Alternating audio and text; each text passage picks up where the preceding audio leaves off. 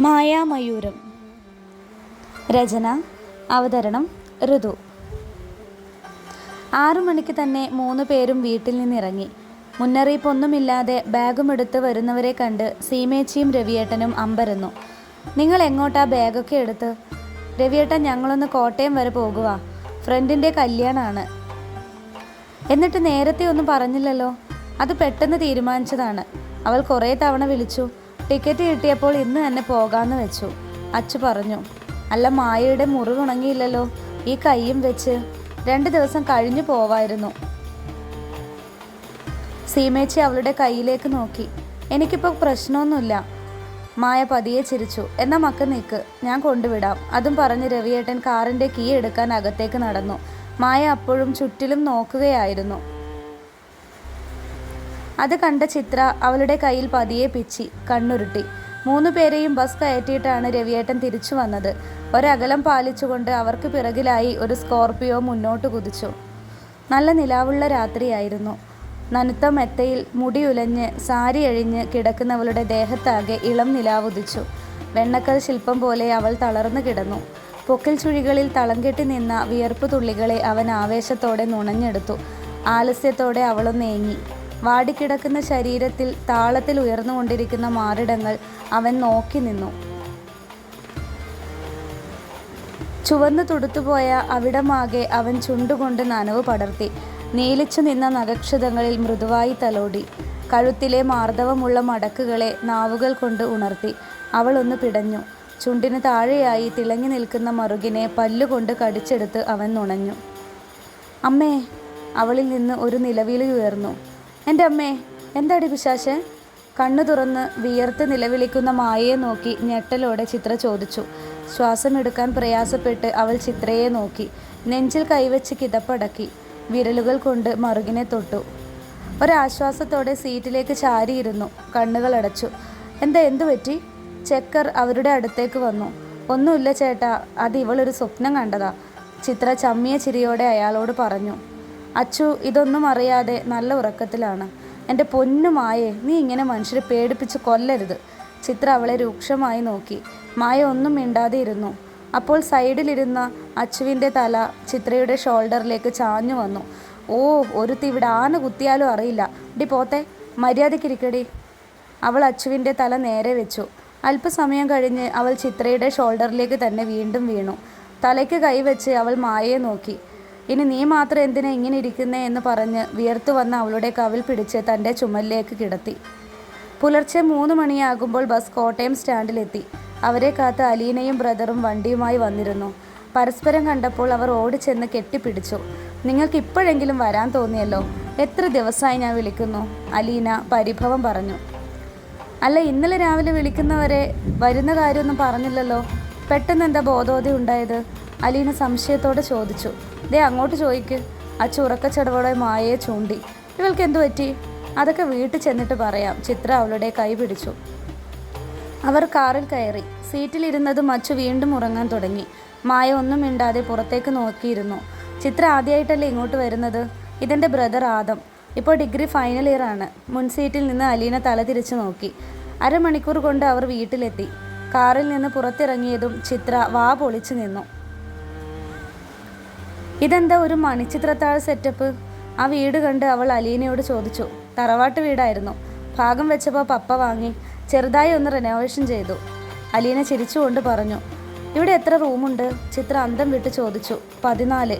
അവളുടെ കണ്ണ് മിഴിഞ്ഞു വന്നു. എന്നാൽ പിന്നെ ഇതൊരു ഹോട്ടലാക്കിക്കൂടെ? ഒന്ന് കയറി പോടി, മനുഷ്യന് ഉറക്കം വന്നിട്ട് വയ്യ. അച്ചു പാതി മയക്കത്തിൽ അവളെ ചീത്ത വിളിച്ചു. മുകളിലത്തെ നിലയിലായിരുന്നു അവരുടെ മുറി. മായ വെക്കേഷൻ സമയത്ത് ഇങ്ങോട്ട് വരുമ്പോഴൊക്കെ നമ്മൾ ഒരുമിച്ച് ഈ മുറിയിലാണ് കിടക്കുക. ഇപ്പോൾ കാണുന്ന പോലല്ല. രാവിലെ ആ ബാൽക്കണിയിലേക്ക് ചെന്ന് നോക്ക്. അച്ചു അകത്ത് കടന്നതും കട്ടിലേക്ക് ചാഞ്ഞു. ഞാനൊന്ന് ഫ്രഷായി വരാമെന്ന് പറഞ്ഞ് മായ ഡ്രസ്സ് എടുക്കാനായി ബാഗ് തുറന്നു. നീ കിളക്കാൻ പോയിട്ട് വരുമല്ലോ, ഇങ്ങോട്ട് വന്ന് കിടക്കടി. അതും പറഞ്ഞ് ചിത്ര മായയെ കട്ടിലേക്ക് വലിച്ചിട്ടു. അവരെ ഒന്ന് നോക്കി അലീന ചെറുപുഞ്ചിരിയോടെ പുറത്തേക്ക് നടന്നു. ഡോറിലെ ശക്തമായ മുട്ട് കേട്ടപ്പോഴാണ് 3 പേരും എഴുന്നേറ്റത്. സമയം 9 മണി കഴിഞ്ഞിരുന്നു. മായ ഡോർ തുറന്നു. വിളിച്ചത് ബുദ്ധിമുട്ടായോടി? ഏയ് ഇല്ല, നിങ്ങൾ ഫ്രഷായി വേഗം വാ, താഴെ എല്ലാവരും വെയിറ്റ് ചെയ്യുന്നുണ്ട്, ബ്രേക്ക്ഫാസ്റ്റ് കഴിക്കാം. പിന്നെ നമുക്കിന്ന് പുറത്തു പോകണം, ഒരു കാര്യമുണ്ട്. അതുകൊണ്ട് മക്കൾ പെട്ടെന്ന് വാ. വൈകാതെ അവർ റെഡിയായി. അപ്പോഴാണ് ചിത്ര ബാൽക്കണി ശ്രദ്ധിച്ചത്.